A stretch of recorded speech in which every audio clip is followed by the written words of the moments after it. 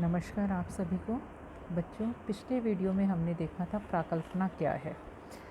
तो प्राकल्पना एक कथन है जो कि चरों या अवधारणाओं के मध्य संबंधों को बताता है।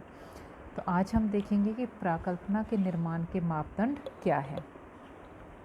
प्राकल्पना कभी भी प्रश्न रूप में नहीं बनाई जाती। केनेथ बैली, बेकर तथा सार्कता कॉन्स का मानना है कि प्राकल्पना निर्माण में कई मापदंडों का ध्यान रखा जाना चाहिए। पहला मापदंड है प्राकल्पना अनुभव द्वारा परीक्षणीय होनी चाहिए, चाहे वह सही हो या गलत।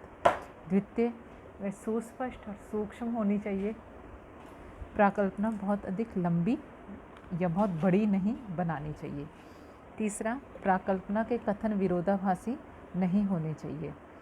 चौथा, जिन चरों के मध्य संबंध स्थापित किया जाना है उनका विशेष उल्लेख किया जाना चाहिए। पांचवा, इसमें केवल एक ही समस्या का उल्लेख होना चाहिए तथा प्राकल्पना कभी भी विरोधाभासी ना हो, कभी भी द्विअर्थी नहीं होनी चाहिए। प्राकल्पना या तो विवरणात्मक या संबंधात्मक स्वरूप में होनी चाहिए। विवरणात्मक स्वरूप घटनाओं का वर्णन होता है और संबंधात्मक स्वरूप चरों के बीच संबंध को स्थापित करती है। प्राकल्पना निर्देशित, गैर निर्देशित या निराकरणीय स्वरूप में हो सकती है। तो अब हम प्राकल्पनाओं की प्रकृति देखेंगे। एक वैज्ञानिक तर्कसंगत प्राकल्पना में निम्न मापदंड होने चाहिए। यह सार्थक समाजशास्त्रीय तथ्यों को सटीक रूप से प्रदर्शित करती हो। यह विज्ञान के अन्य अध्ययन क्षेत्रों के स्वीकृत सार्थक विवरणों के विपरीत नहीं होनी चाहिए। इसे अन्य अनुसंधानकर्ताओं के अनुभवों पर भी विचार करना चाहिए। प्राकल्पनाएं सही या गलत नहीं कही जाती, वे तो अनुसंधान के शीर्षक के अनुरूप या विपरीत होती हैं। उदाहरण के लिए, जैसे एक गांव में गरीबी के कारणों को इन अर्थों में खोजा जा सकता है कि कृषि का कम विकास गरीबी का कारण है, मूल संरचना की कमी गरीबी का कारण है, संसाधनों की कमी ग्रामीण विकास में बाधा डालती है आदि। ये सभी प्राकल्पनाओं के निर्माण के स्रोत हो सकते हैं। तो एक अच्छी प्राकल्पना में क्या क्या विशेषताएं होनी चाहिए? पहली, उसमें स्पष्टता होनी चाहिए कि प्राकल्पना स्पष्ट होनी चाहिए, एक भाषा की दृष्टि से और दूसरी अवधारणा की दृष्टि से।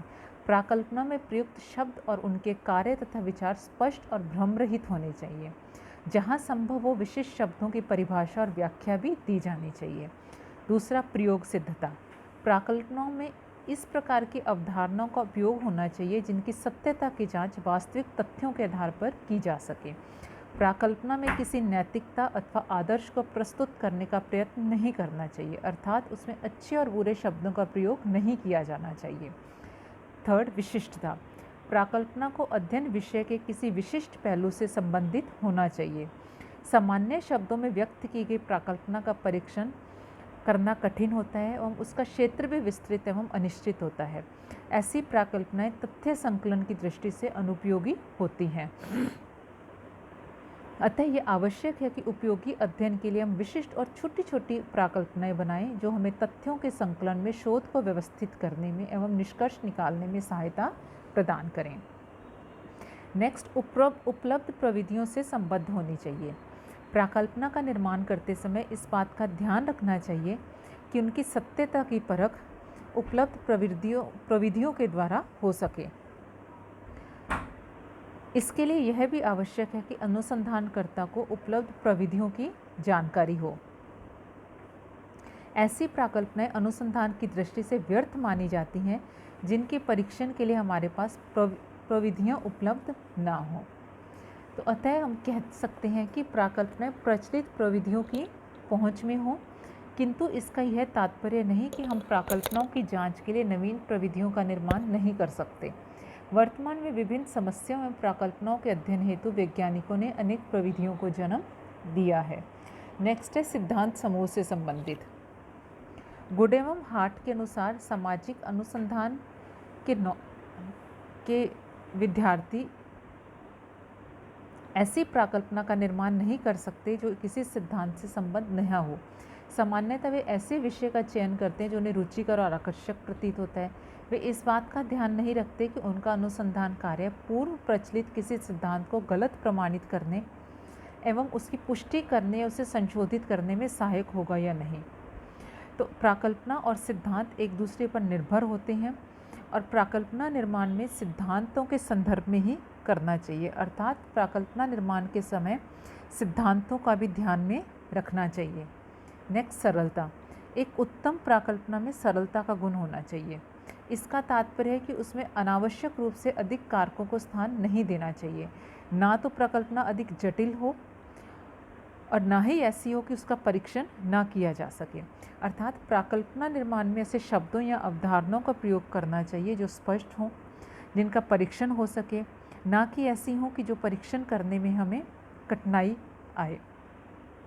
इसी संदर्भ में श्रीमती यंग का मत है कि जो अनुसंधानकर्ता अपनी समस्या से पूरी तरह परिचित है एवं सूझबूझ रखता है वह प्राकल्पना का निर्माण आसानी से कर सकता है। वे लिखती हैं, सरलता एक तेज धार वाला यंत्र है जो व्यर्थ की प्राकल्पनाओं तथा विवेचनाओं को काट भी सकता है।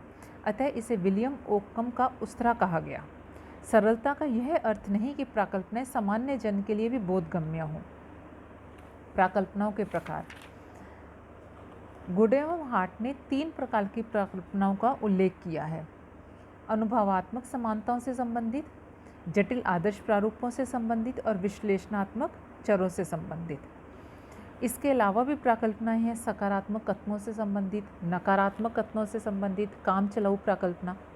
प्राकल्पना के स्रोत। जब एक अध्ययनकर्ता प्राकल्पना का निर्माण करता है तो वो किन स्रोतों से उसका प्रतिपादन करता है। तो लुंडबर्ग ने कहा है कि एक प्राकल्पना की खोज कविता, साहित्य, दर्शन, समाजशास्त्री साहित्य, मानव जाति शास्त्र और सिद्धांतों से हम कर सकते हैं। गुड एवं हार्ट ने प्राकल्पना के 4 स्रोत बताए हैं। सामान्य संस्कृति, वैज्ञानिक सिद्धांत, समरूपताएं और व्यक्तिगत अनुभव। गुड एवं हार्ट के अनुसार सामान्य संस्कृति, प्रत्येक समाज की एक संस्कृति होती है। उसके सदस्यों का रहन सहन, खान पान, वस्त्र, परिवार, विवाह, नातेदारी, सामाजिक संस्थाएं, आचरण एवं नियम सभी में एक रूपता पाई जाती है। तो वो कहती हैं कि प्राकल्पना के निर्माण में सामान्य संस्कृति भी एक महत्वपूर्ण स्रोत होता है। द्वितीय, सांस्कृतिक पृष्ठभूमि। सांस्कृतिक पृष्ठभूमि भी वैज्ञानिक विकास और प्राकल्पनाओं के निर्माण में महत्वपूर्ण भूमिका निभाती है।